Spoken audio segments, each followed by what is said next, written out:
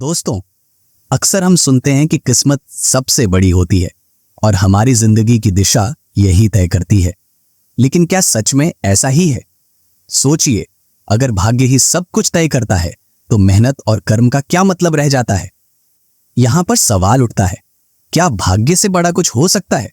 शायद हां, और वह है इंसान का कर्म।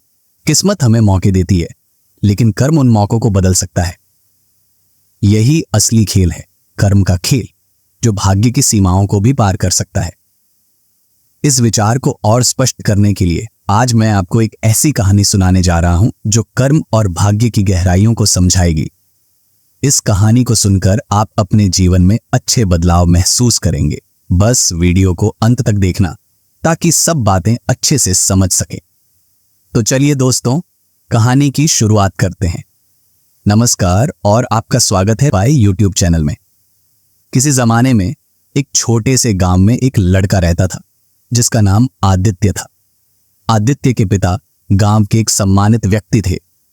उनके पास अपनी जमीन थी जहां वे फसल उगाते थे और अपनी मेहनत से उन्होंने काफी संपत्ति भी अर्जित की थी। आदित्य का बचपन बड़े आराम और ऐश्वर्य में बीता, लेकिन समय ने करवट ली और उसके पिता की मृत्यु हो गई। उनके जाने के बाद आदित्य की जिंदगी में अंधेरा छा गया। उसने धीरे धीरे एहसास किया कि उसकी पारिवारिक संपत्ति उसके हाथों से फिसलती जा रही है। आदित्य का मन भारी था। उसके पास कोई मार्गदर्शन करने वाला नहीं था। अब उसे लगने लगा था कि उसका समय बुरा चल रहा है और वह सोचने लगा कि उसकी किस्मत कितनी खराब है। जब भी वह कुछ अच्छा करने की कोशिश करता, कुछ न कुछ गड़बड़ हो जाता। उसके पिता के जाने के बाद वह हमेशा दुखी रहता और अपनी किस्मत को कोसता। उसने अपने खेतों में मेहनत की और अच्छी फसल उगाई, लेकिन अचानक आई जोरदार बारिश ने उसकी सारी फसल बर्बाद कर दी। उसने फिर से मेहनत की, लेकिन इस बार भी उसकी फसलें अच्छी नहीं हुई, जबकि गांव वालों की फसलें भरपूर थीं। आदित्य पूरी तरह से मान चुका था कि भगवान ने जानबूझकर उसकी किस्मत खराब की है। उसने भगवान से शिकायत की और परेशान रहने लगा। उसके पिता के जाने के बाद उसके सिर से छत और सुरक्षा का एहसास चला गया। उसने व्यापार में हाथ आजमाया, लेकिन हर बार असफलता ही मिली। धीरे धीरे उसकी सारी संपत्ति खत्म हो गई। अब उसके पास ना तो खाने के लिए पैसे थे और ना ही पैसा कमाने के लिए कोई काम।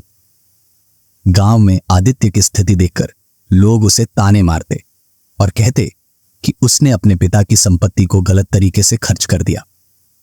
आदित्य को यह सब सुनकर और भी बुरा लगता। एक दिन आदित्य परेशान होकर अपने घर के बाहर एक पुराने बरगद के पेड़ के नीचे बैठा था। उसकी आंखों में आंसू थे और मन में गहरा दर्द।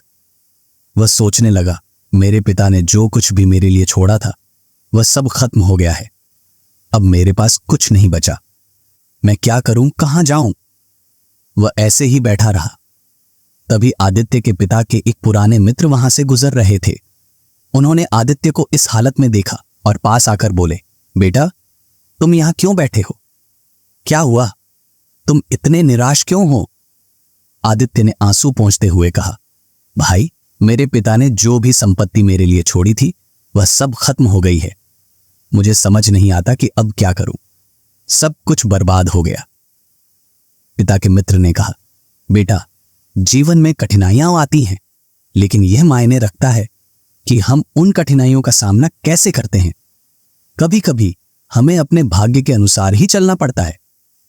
भाग्य में जो लिखा है वही होता है। तुम हिम्मत मत हारो, क्योंकि जीवन हमेशा एक जैसा नहीं रहता। हो सकता है कि तुम्हारा भाग्य तुम्हारे लिए कुछ बेहतर योजना बना रहा हो। इतना कहकर वह वहां से चला गया। आदित्य को उनकी बातों से थोड़ी राहत मिली, लेकिन उसका मन अभी भी शांत नहीं था। उसने सोचा, क्या सच में भाग्य मेरा साथ देगा? क्या मेरा जीवन फिर से बेहतर हो सकता है? यह सोचते सोचते वह अपने घर आया और सो गया। उस रात आदित्य ने एक अद्भुत स्वप्न देखा। सपने में उसने देखा कि एक चमकती हुई रोशनी उसके पास आ रही है। उस रोशनी के भीतर एक तेज आवाज आई, आदित्य, तुम्हारा भाग्य तुम्हारा इंतजार कर रहा है। वह पहाड़ी की चोटी पर बैठा है, जाओ और उसे ढूंढो। आदित्य नींद से जागा और सोच में पड़ गया। ये क्या था? क्या ये केवल एक सपना था या सच में मेरा भाग्य मेरा इंतजार कर रहा था? उसने तय किया कि वह अपने भाग्य से मिलने जरूर जाएगा। अगले दिन सुबह आदित्य ने अपने सफर की शुरुआत की। उसने दृढ़ निश्चय कर लिया था कि चाहे कुछ भी हो जाए वह उस पहाड़ की चोटी तक पहुंचेगा। उसने अपने लिए कुछ सामान बांधा और पहाड़ी की ओर बढ़ गया। रास्ते में उसके मन में तरह तरह के विचार आने लगे।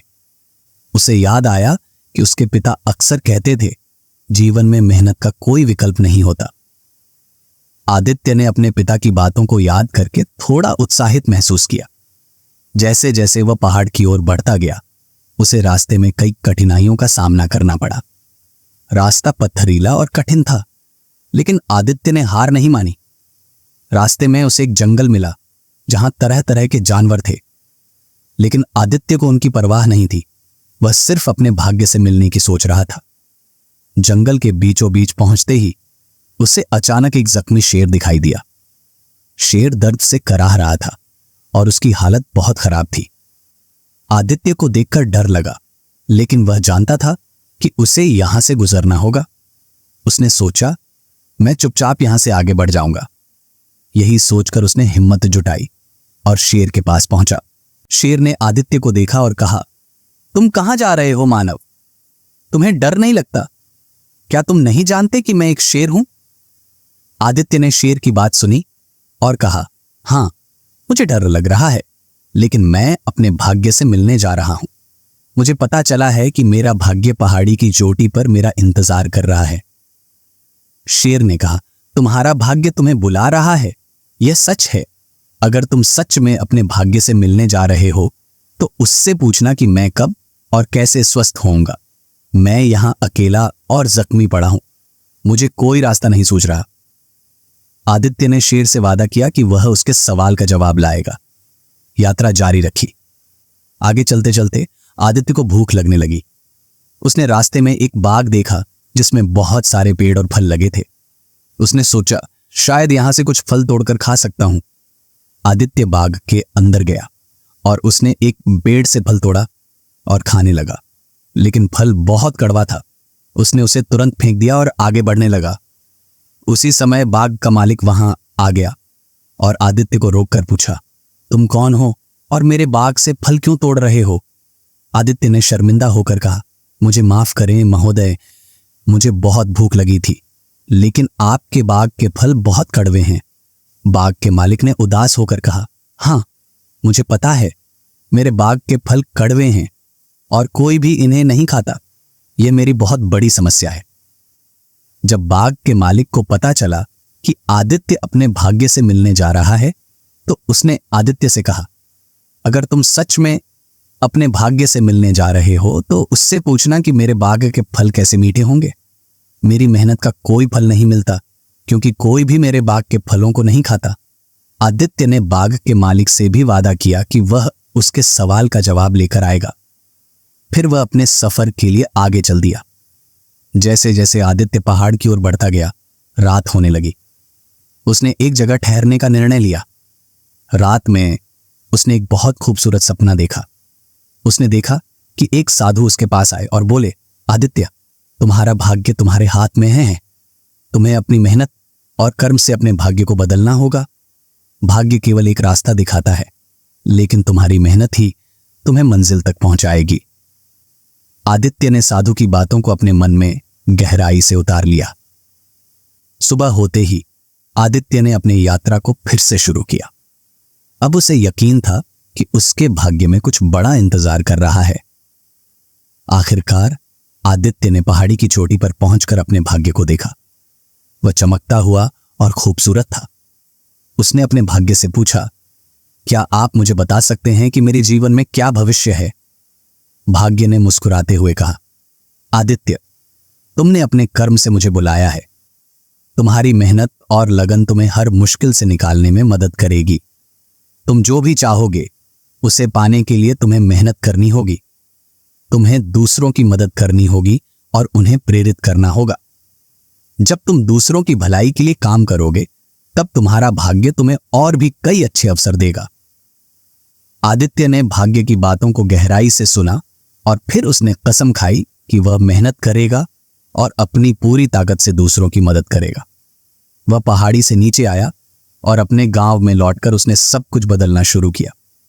वह पहले से अधिक मेहनती हो गया और उसने अपने गांव वालों के लिए खेती की नई तकनीकें अपनाई। उसने शेर की मदद की, बाग के मालिक को सलाह दी और धीरे धीरे अपने जीवन में अच्छे बदलाव लाने लगा। आदित्य ने यह समझ लिया कि भाग्य सिर्फ एक दिशा दिखाता है, लेकिन कर्म ही उसे हासिल करने का असली रास्ता है। इस कहानी से हमें यह सीख मिलती है कि भाग्य की बात करने से बेहतर है कि हम अपने कर्मों पर ध्यान दें। अगर हम मेहनत करें और दूसरों की भलाई के लिए सोचें, तो हमारा भाग्य हमें खुद ही रास्ता दिखाएगा। तो दोस्तों, याद रखें, आप अपने भाग्य के निर्माता हैं।